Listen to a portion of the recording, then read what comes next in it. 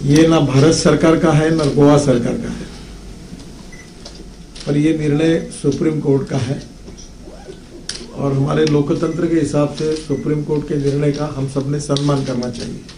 सरकार की, मुख्यमंत्री जी और मंत्रियों की सबकी जिम्मेदारी है कि लॉ एंड ऑर्डर की सिचुएशन को मेंटेन करना।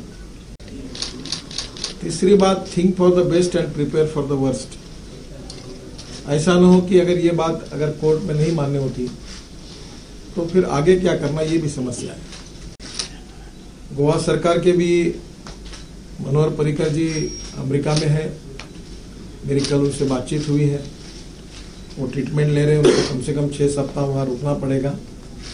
और जो मेरी वहाँ बातचीत हुई, जाने के पहले भी हुई, उसके बाद में भी हुई, वहाँ के डॉक्टर से भी बातचीत हुई है।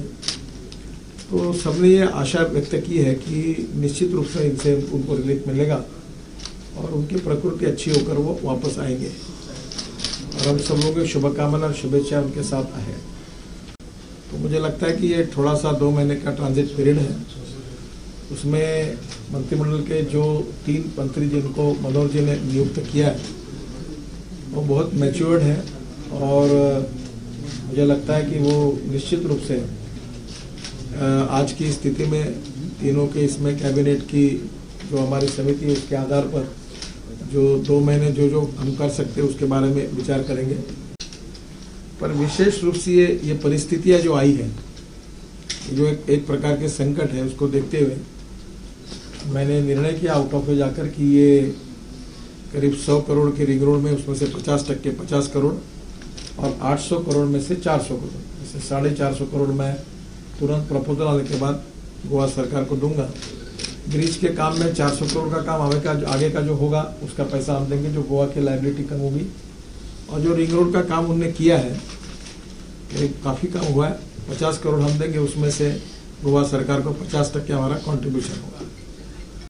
तो स्वाभाविक रूप से उसके ऊपर भी ये पैसा कहीं ना कहीं आज के अड़चन की स्थिति में 450 करोड़ थोड़ा सा तुरंत दे सकते हैं आज की स्थिति में, जो गोवा सरकार के लिए थोड़ी सी सहूलियत के रूप में काम में आ सकता है।